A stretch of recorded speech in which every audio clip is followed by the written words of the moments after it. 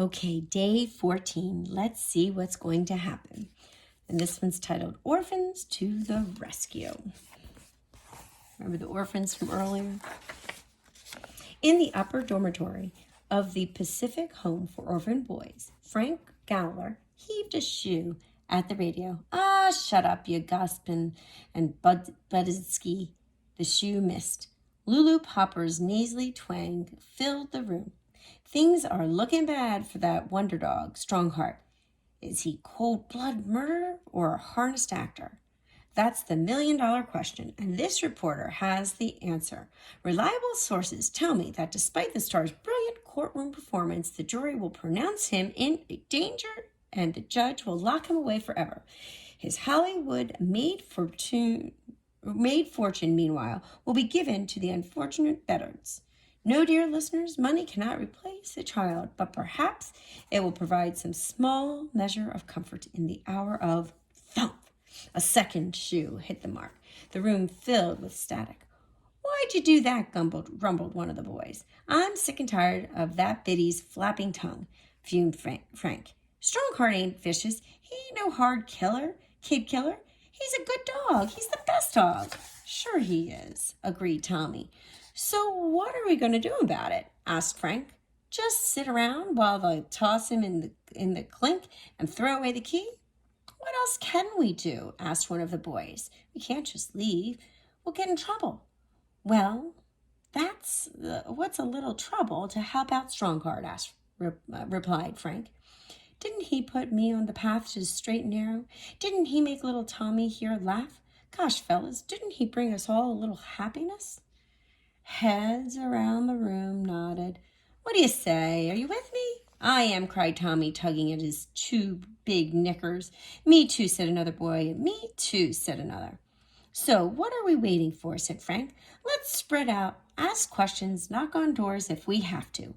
He walked to the window and lifted a sash. "It's out there, fellows. I just know it. Some little clue that'll prove Strongheart's innocent, even if it takes all night. We gotta find it." One by one, the boys swung their legs over the sill and climbed down the magnolia tree that hugged the side of the building. They spurted out into the night. Larry, sad and scared. Larry sat on the sofa, clenching Strongheart's pillow in his chest. How will he be able to endure that cold, hard place without us, without his family? He sniffled and turned to Jane. "How can I go on without him, my best friend?" A knot of love and worry wedged in Jane's throat. Moving across the room, she knelt in front of him and put her hands over his. "No, Larry, you can't think that way. You have to stay positive." Larry blinked back the tears.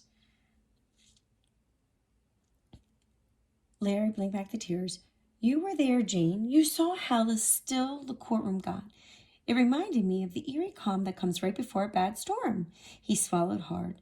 "After tomorrow's whirlwind, my life and his will be nothing but ruins." "Ruins?" said Jane, her eyes welling.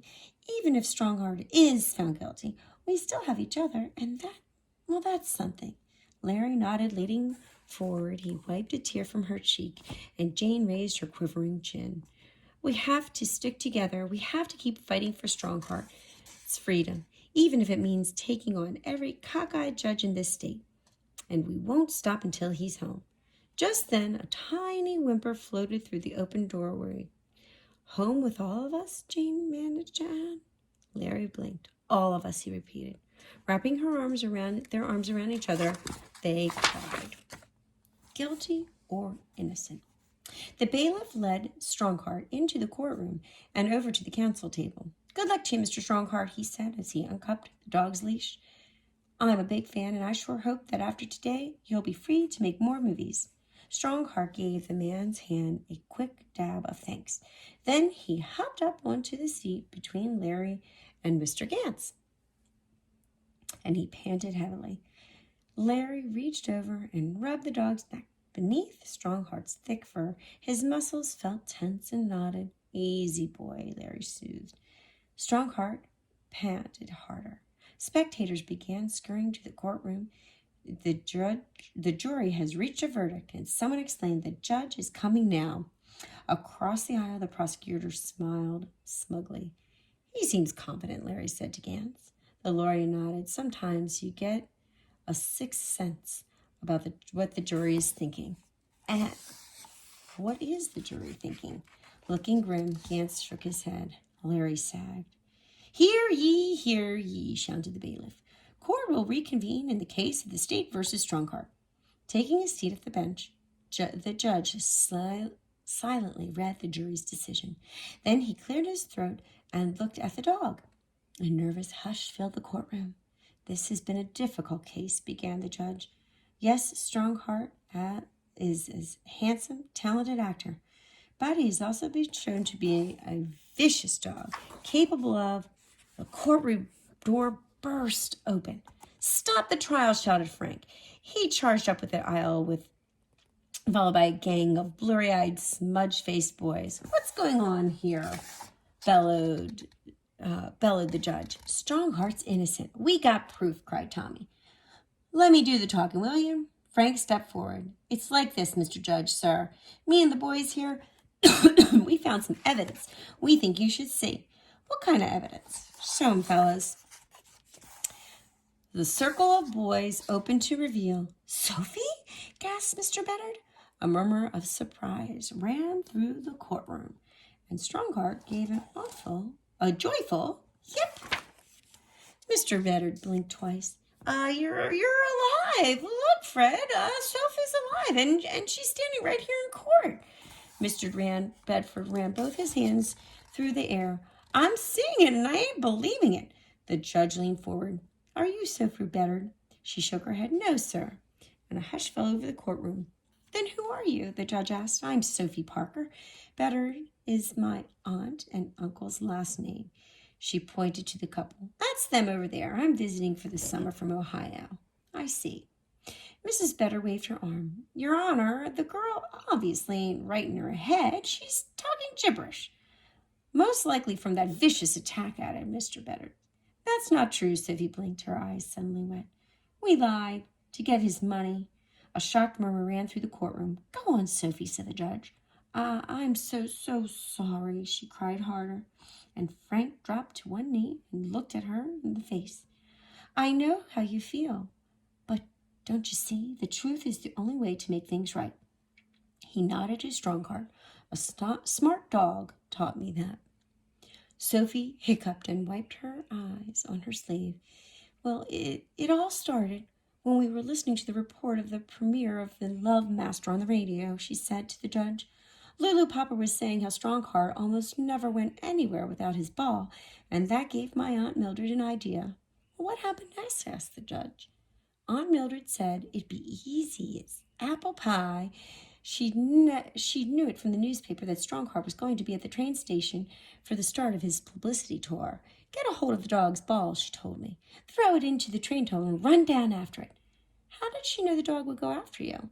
Sophie shrugged as if stating the obvious. Strongheart's a hero. Her words were met with claps and whistles. The judge banged his gavel. Sophie took a deep breath and went on. Uncle Fred planned the rest. He got his friend Mr. Kelly to unlock the door. Mr. Kelly works at the train station, and he knows all the secret ins and outs. That's who fetched me from the tunnel, she shuddered. He sure took his time about it, though. I was scared in the dark. I even screamed once. And then I pulled out my hair ribbon and dropped it on the ground like I'd been told. Mr. Kelly told me to stay with his family. He's got 7 kids, who'd notice one more, and I've been hiding out there ever since. Until we found you, exclaimed Tommy. The judge looked from one to the other. And just how did you do that? We follow the Beddards, one of the boys replied, just like them private eye detectives in dime novels go. Piped up Tommy. The courtroom burst into laughter. Frank picked up the story. At first, they didn't go anywhere interesting at the diner or the park. But finally, early this morning, Mr. Bedard stopped at the boarding house over on Pico Street. And we could hear kids inside. So Tommy here.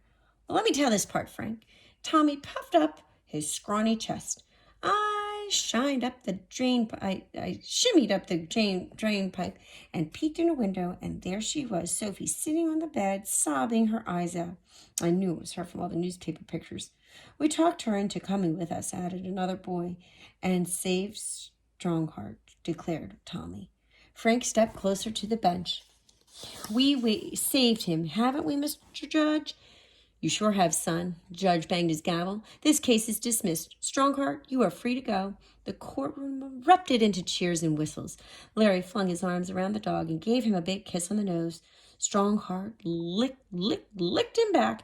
Then he raised his head and barked with everything he could put into it. With sheer joy and in the single bound, he leaped over to the council table. Bearing headfirst into Frank, he slopped his tongue all over the boy's face. Knock it off, Strongheart, laughed Frank, even as he wrapped his arms around the dog and rolled with him on the floor. The boys rushed him, petting and rubbing and thumping and hugging. Strongheart barked again and again. In the ruckus, no one noticed the Beddards being led away in handcuffs. But Strongheart did notice the little girl standing teary-eyed by the bench. Patting over to her, he nudged her hand. Shyly, she curled her fingers into his thick fur. He nuzzled her cheek, and she reached into her pocket. She pulled out a rubber ball. I kept it for you, she said, and she held it out. Strongheart looked at it a moment. Then he picked up it in his mouth, and he gave her a tender squeak and put it back in her still outstretched hand. For me, she smiled. Thank you. Around them, the boys were still cheering, spectators were still clapping, and Jane was still whooping. We won! He's coming home, She was silenced by a big smooch. Reeling, she gripped the back of the chair for support. What in the world? Jane Merflin cried later. You are the bee's knees. She wrapped her arms around his neck. It's about time you got on the trolley, and she kissed him back. Well, that's a happy ending. We have one more day, so don't forget to listen to day 15.